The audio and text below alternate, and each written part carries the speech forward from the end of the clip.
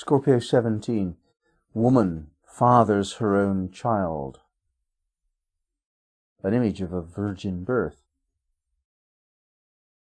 We've surrendered our personal authority to external authority figures such as the government, the employer, social opinion, peer group pressure. This is a very sad occurrence.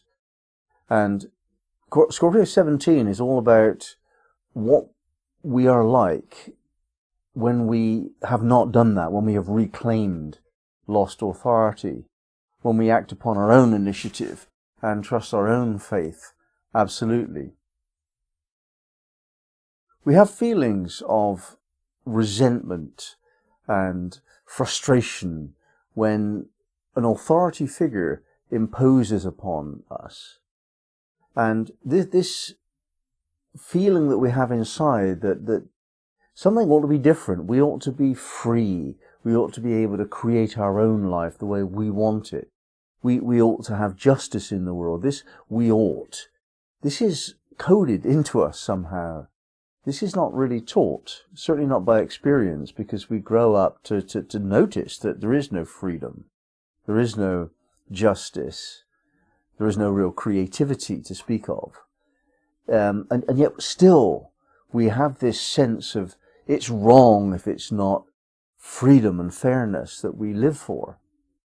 And we blame someone else. Well, I say we, I don't. I try really hard not to do this. It's foolish, really foolish, to hold anyone else outside of yourself responsible for your own issues. If you've got issues, then they're your issues. And there's no point blaming someone else for them. So if you are powerless, then you're powerless. And it's your fault. It's something that you have to correct. The fact that you were trained into powerlessness as a baby, it's a very sad fact, but no excuse for not reclaiming your power. We have to do this in full confidence and take all of the consequences. So we can't just do what we want without repercussions. Yeah, of course there'll be repercussions. There is in everything. Every pushing out has a pushback associated with it. That's how we discover the meaning of life.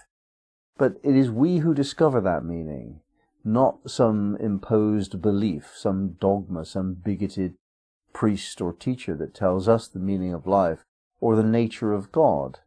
It is for us to work that out ourselves. And this is the absolute secret of this degree. We have free will on every level, not only to do what we choose to do, if we can. It's not the power to do it, it's the freedom to do it that we're given. Power is quite another thing. And if we've given our power away to authority figures, then we have not the power to claim our free will, and we're destined to be slaves. Slaves to what we might call our destiny.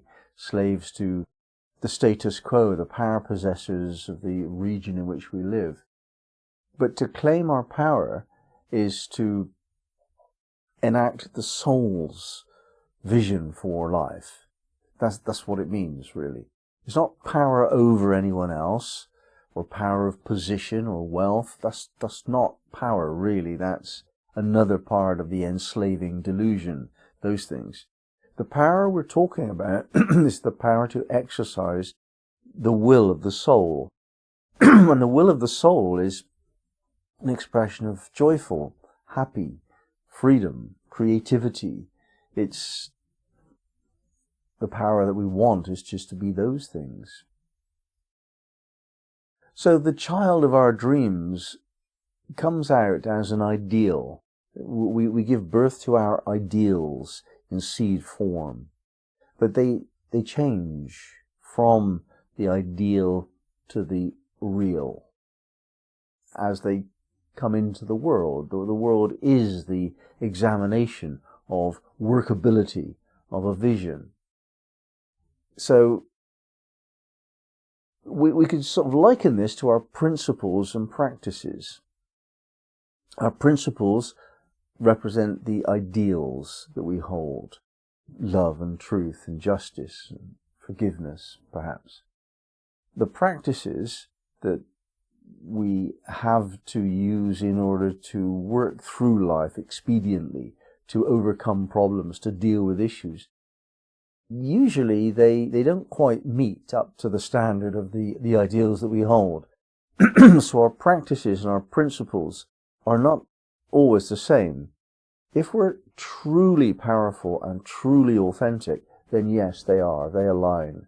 But the absence of authenticity and the absence of power renders a split between what we hold to be the best way of being as a soul in this world and actually what we do about that. What we can do, what we decide to do, what we choose to do, what we're able to do. It's what we do. And one of the main reasons why we don't do what we feel we would like to be able to do is this having given away our personal authority to external authorities. It's hard to imagine a more poignant lesson of this particular age.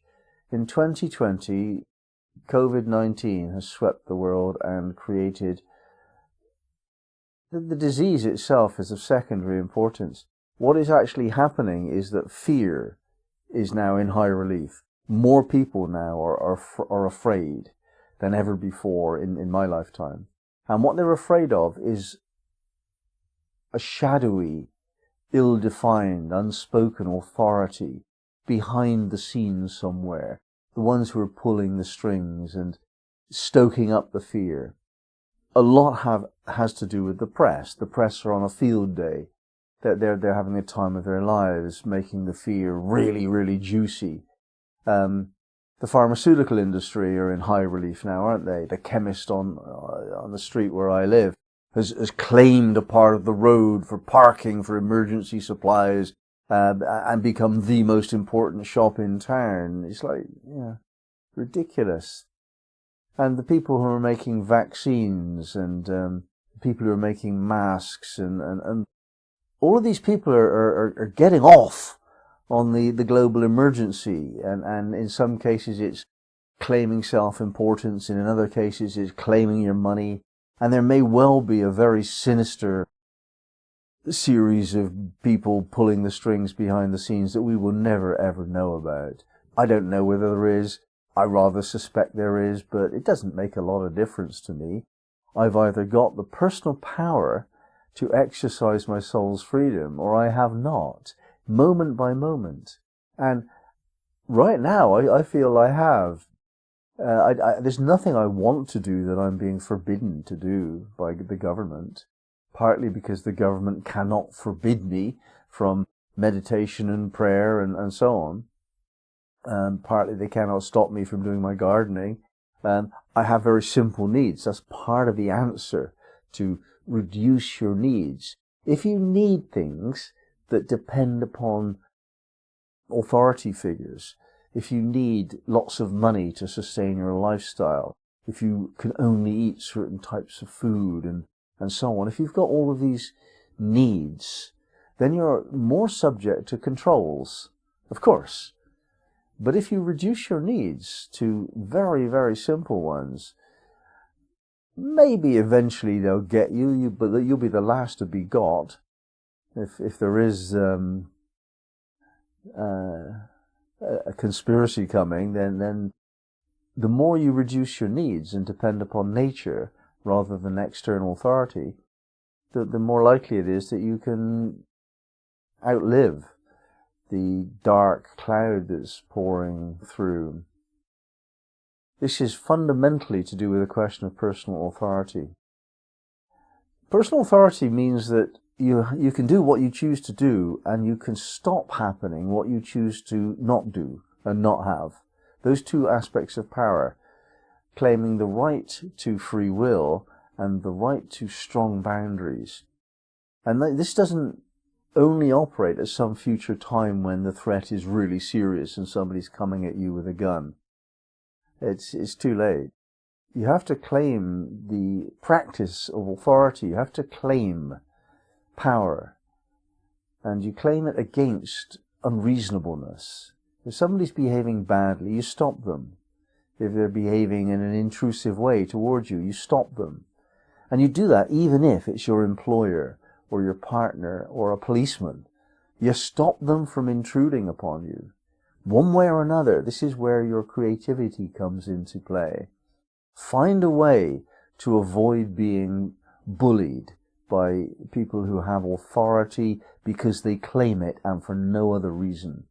This is what's happened. The people that choose to be powerful have claimed power, and others have just allowed that power to be taken from them. Reclaiming our power is a fundamental act of freedom.